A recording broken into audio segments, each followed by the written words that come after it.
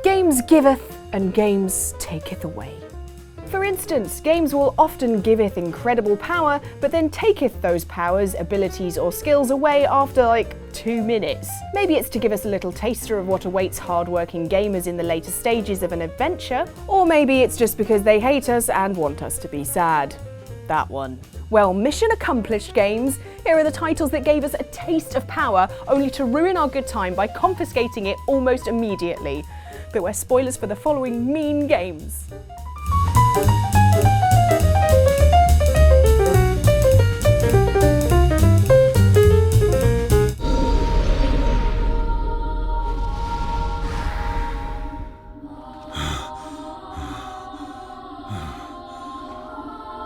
Stay away from my daughter!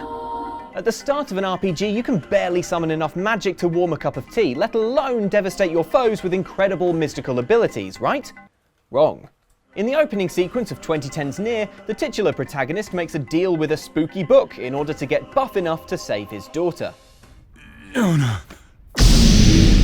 5 seconds later, you're smashing monsters to bits with giant hands, unleashing magical spears, and letting fly with a barrage of devastating orbs, all the while racking up level after level after level.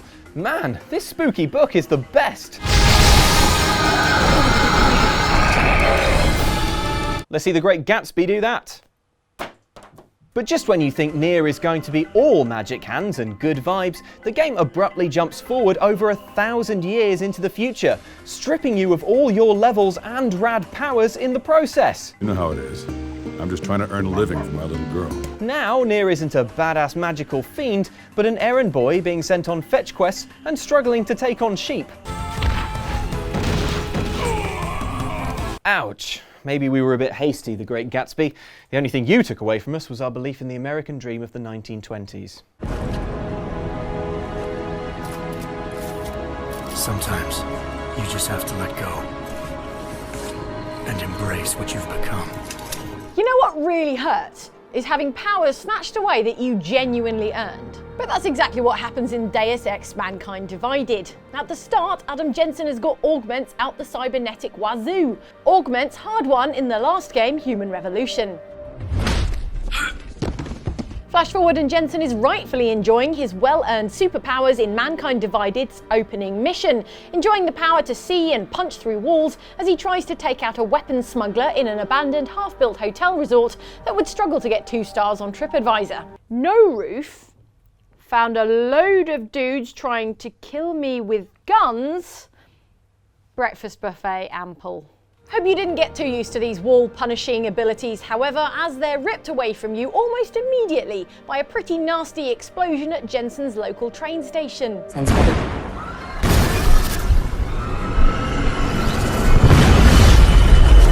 By the time you come to in Jensen's apartment, flashing error messages show that some of our augments are outright broken. No, not wall punch! I was gonna knock through Jensen's bathroom walls and really open up this space. Guests in the living room deserve some of this view.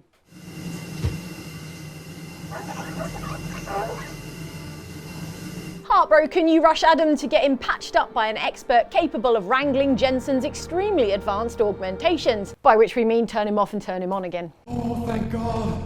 Take it easy. I swear I didn't mean to. Your retinal display should be back soon.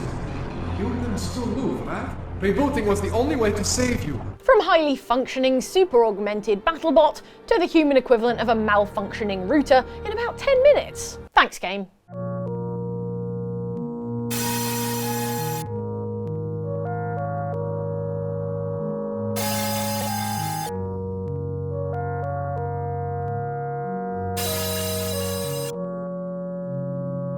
Pop quiz, you're a dolphin. What do you want more than anything in the world? The power to wriggle out of a tuna net? The power of speech? Hands so you don't have to nudge heavy rocks with your face? No, the dream for any water-dwelling mammal is not having to breathe at all. And that's exactly what slippery protagonist Echo can do at the start of sequel game The Tides of Time, surviving indefinitely beneath the waves thanks to the power of the mysterious asterite, instead of wasting time going back and forth to the surface like all those other dolphins. Stick that up your blowhole, Flipper. Echo's got no troubles. Life is, in fact, the bubbles under the sea. That is until 5 minutes into the game when this smug dolphin breaks some bad news to him.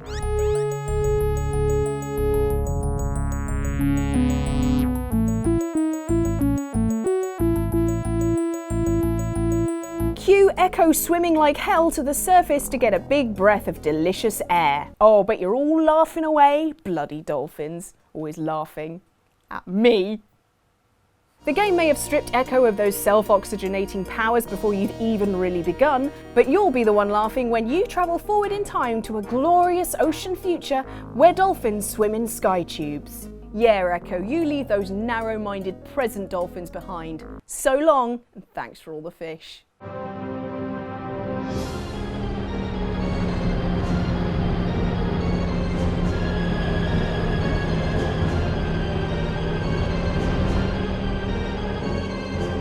The phrase power suit normally puts us in mind of something with big shoulder pads that you might wear to a Wall Street job interview. But for spacefaring Samus Aran, her power suit is something completely different, which is lucky as the arm she'd normally use for professional handshakes is covered in a massive energy weapon. At the opening of Metroid Prime, Samus's suit is a veritable Swiss Army knife of incredible powers, including charge attacks, missiles, and the oh-so-iconic morph ball move. Definitely the power we crave the most in real life. You're just like BB-8, but without a head. But just as you're getting your eye in, disaster strikes and an explosion in Prime's opening stages strips you of all your great powers, powers you'll spend the rest of the game gradually clawing back.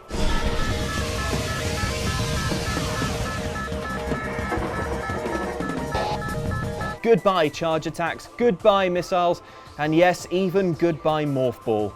Good luck rolling around in a perfect sphere without that special power. No, I can still do it. How hard can it be? Okay, Mike, on 3, push. It's a real bad idea.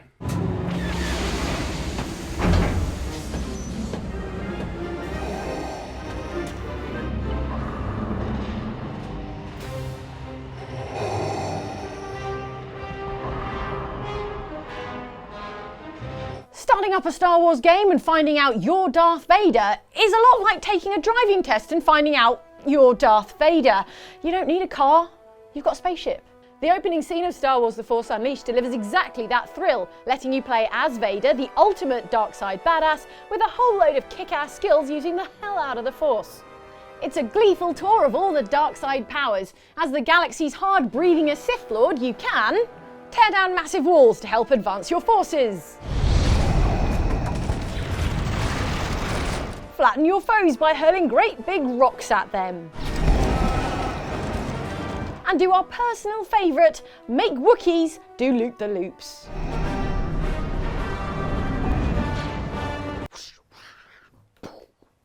Yeah, have some of that, Chewbacca. The game gives you just enough time to get used to life as an unkillable Sith, so just imagine how it feels when just one cutscene later the game force pulls Vader away from you, only to replace him with this guy, an apprentice whose powers barely extend to lifting this space barrel.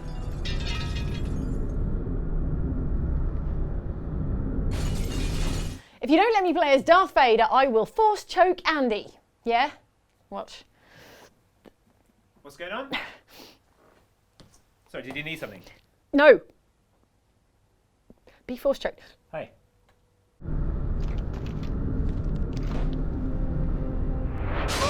Well done, Master. You have completed this training module.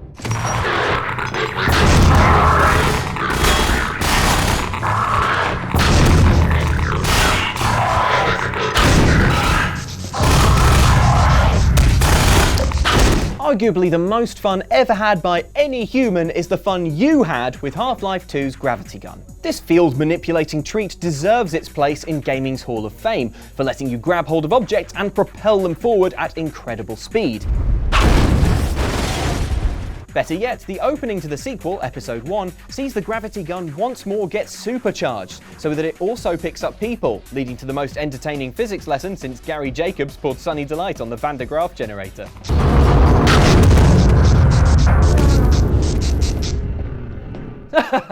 Classic. And we're learning. Yes, what we're learning is that the gravity gun can make you attractive to anyone else, but only at high velocity. And the relationships don't tend to last long. It's the physics version of Tinder. Swipe forward at 50 miles per hour if interested. You might think that starting the game with a weapon means that said weapon would stick with you until the very end, but tragically this isn't the case. As soon as you've reactivated the Citadel Core's containment field, the gravity gun reverts to its previous powered down form, capable of flinging smaller objects, not people.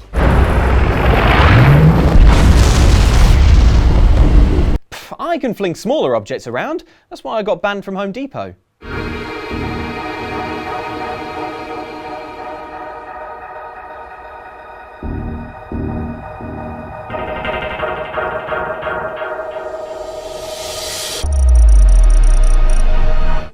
The Matrix, mind-boggling wire stunts, sci-fi action with a philosophical twist. Such a shame it never got a sequel. What about the... Such a shame. Alright, we admit it. By the time 2005's Path of Neo came along, we'd all witnessed Neo's ascension to godlike warrior of the digital realm. So you wouldn't be surprised to find a super cool opening sequence wherein you get to play as a fully powered Neo running around a room similar to the lobby in the first movie, flexing your kick-ass abilities. Busted! Yes, you know all the kung fu. But then in a shockingly unfair twist, the next level strips you of all those powers and drops you into Mr. Anderson's nondescript office. It's less bullet time in action and more actionable bullet point time, where the only excitement is waddling stealthily out of the building like you've just hit reply all on an email you shouldn't have. Move into the empty cubicle.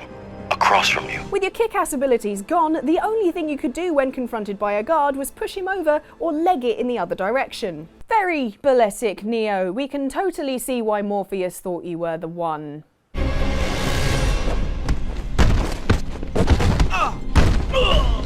So those were some of the games that gave you just a taste of sweet, delicious power and then took it away. Why would they do that? It's not fair. Games, why? But now we're going to give you a taste of something that we're not going to take away. It's these other videos. This one up here is great. This one down here is also delicious. But the tastiest of all is the subscribe orb. It is like a... what's it like? A blackcurrant lollipop. Everlasting gobstopper, both good suggestions, so why not see how that tastes if you can. Thanks for watching, guys.